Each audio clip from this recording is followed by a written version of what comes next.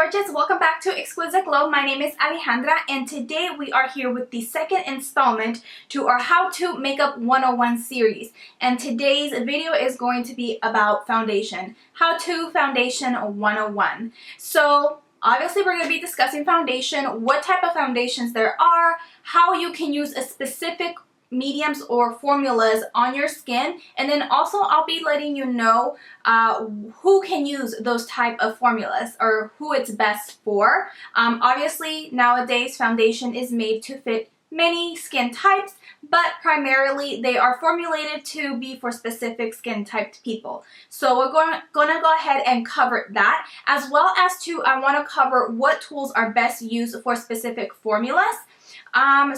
So if you are interested in learning a little bit more about foundation, maybe what kind of foundation you should choose, what you should be using, or just want to know about foundation, then keep on watching.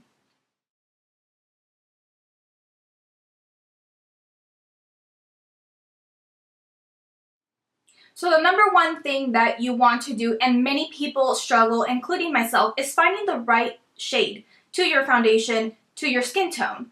There are many different ways for you to find out what shade you are, specifically more like what undertone and what foundation you should get. Personally, it's a little bit weird for me because they say that if you have a blue veins in your wrists, then you're more of a cool undertone and you would need a more of a pink foundation. Well, my veins are pretty blue out in the daylight, but pink foundations don't look good on me. I have a yellow undertone in my skin, so it's very, very difficult for me to go by those type of things. It works for some people. For me personally, it does not. So what I find best to do is actually going out to a counter and having a professional match my skin with their product. What I like to do is I like to go to 1 to 2 different counters, and this is actually what I did. I went to MAC and I went to Estee Lauder, and I had them match their foundation to my skin. Once I knew what shades were mine, what I did is I went to foundation.com and I entered the information that they gave me. Now with this, it's great for you finding your shade in drugstore. This is why I use this site, foundation.com, because by me entering my MAC shade and my Estee Lauder shade, what it does, it actually gives me a listing of all the foundations that are to match me or are close to matching me, which I've been pretty much dead on by using this site. So I'll go ahead and link it down below. So if you're interested in finding out what your shade is, you can definitely visit that site.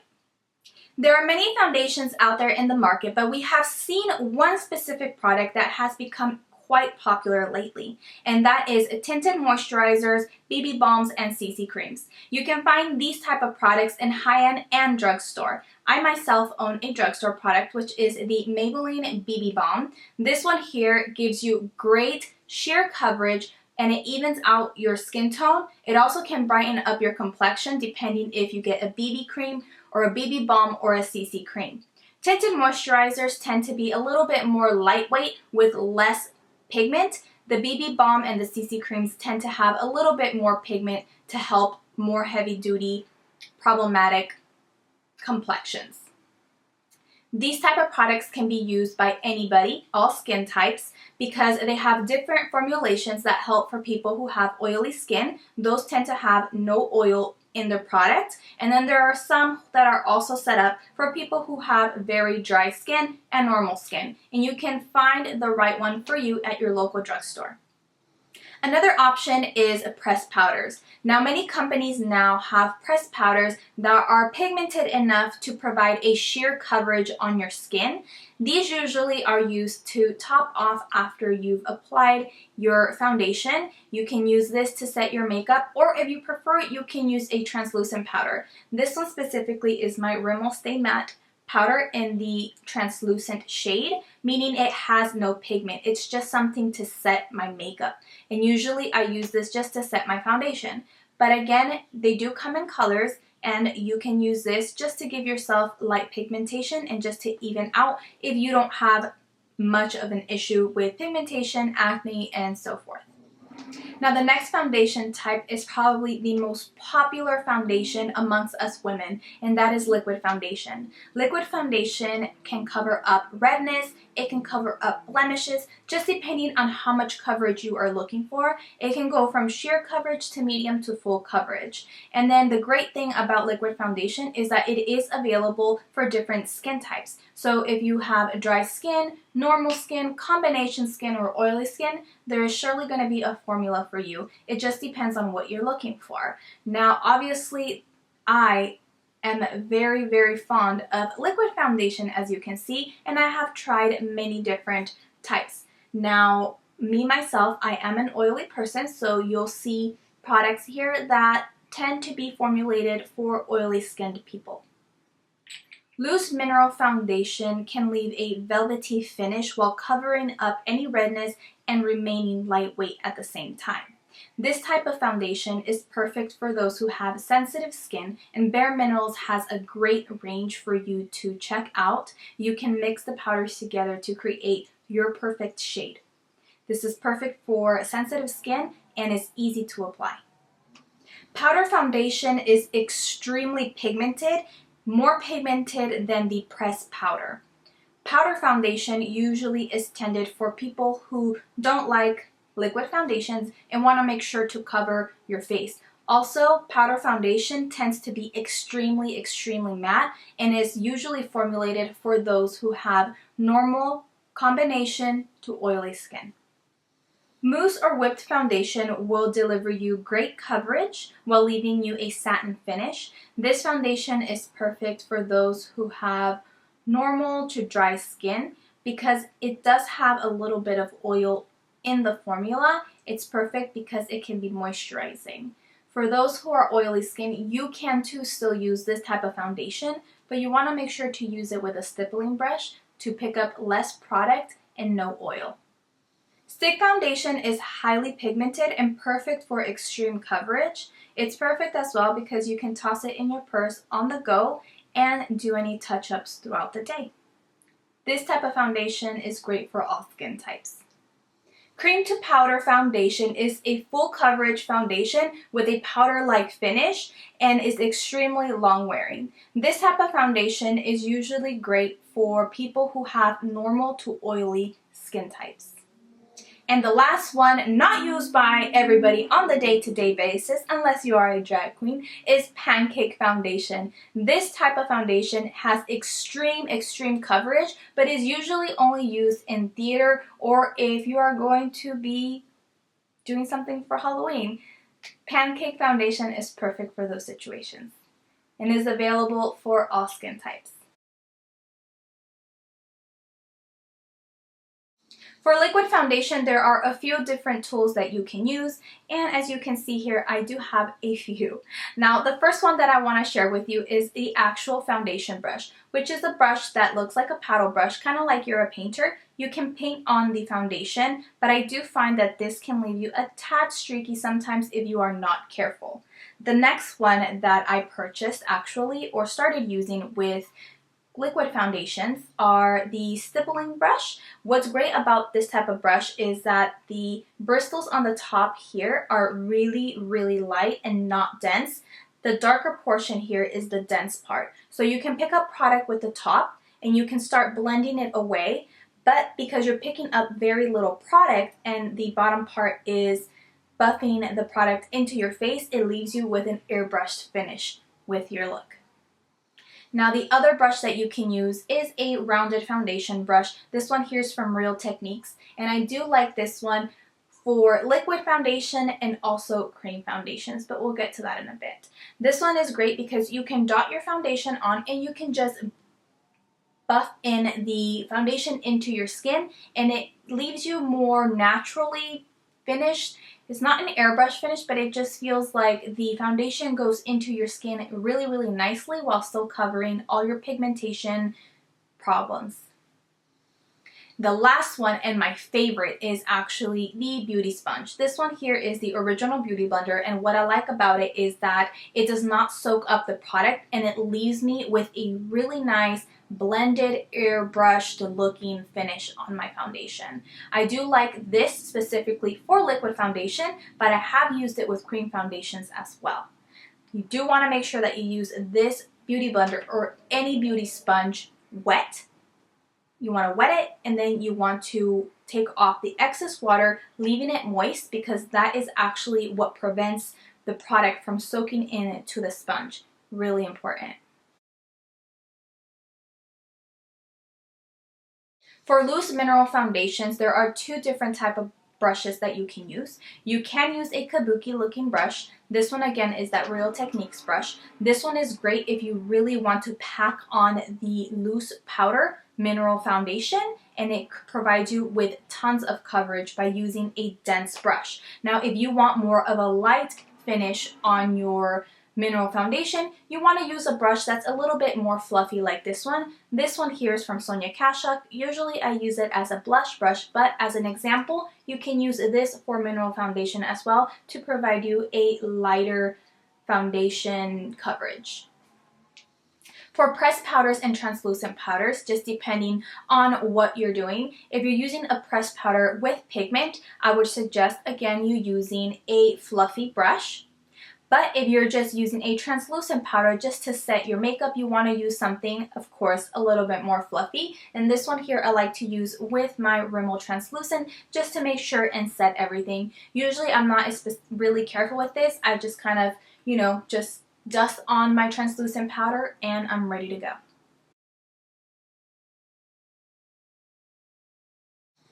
And lastly, for cream and whipped foundations, there are three options that I use just depending on what I want.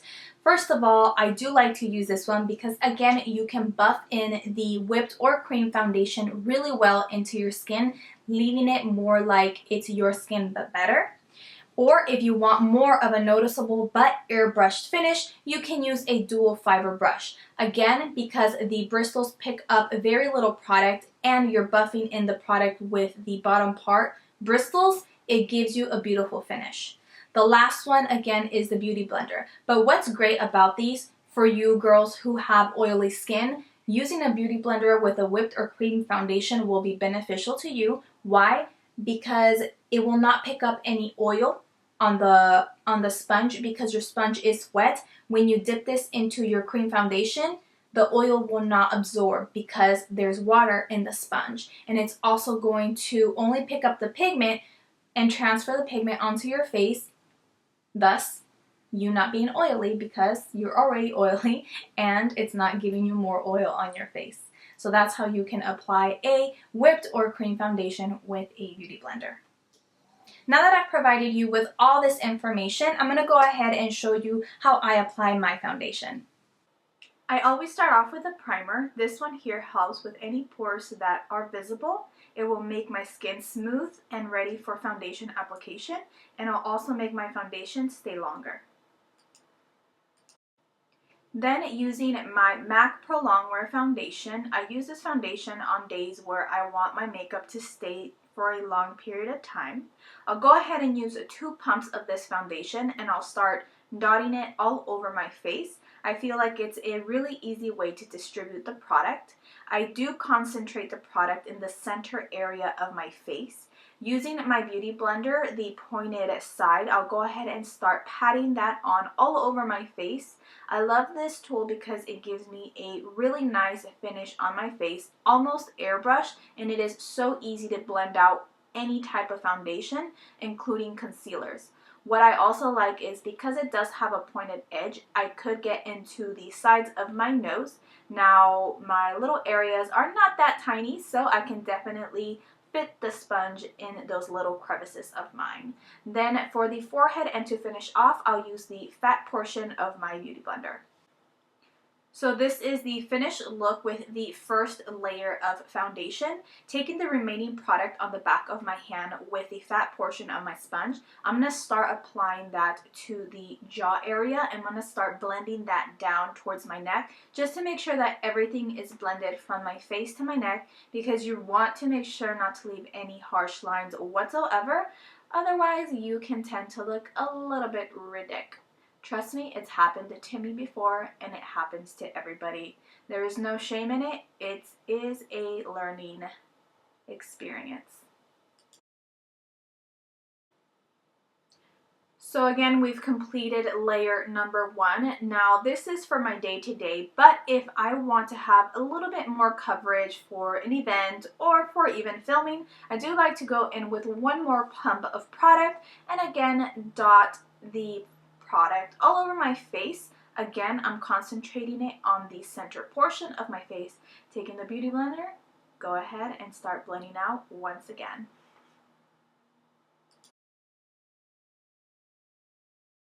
Now for the days when my under eye area is a little bit more purple, I like to go in with my MAC Pro Longwear Concealer because I consider this a heavy duty concealer.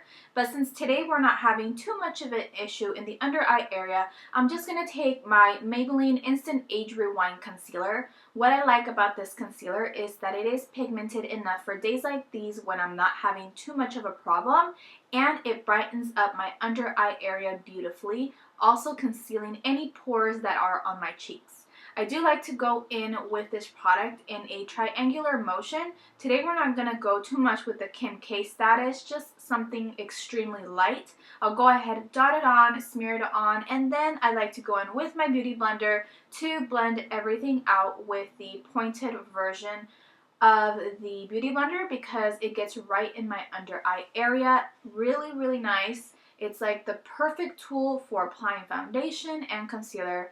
I just love it.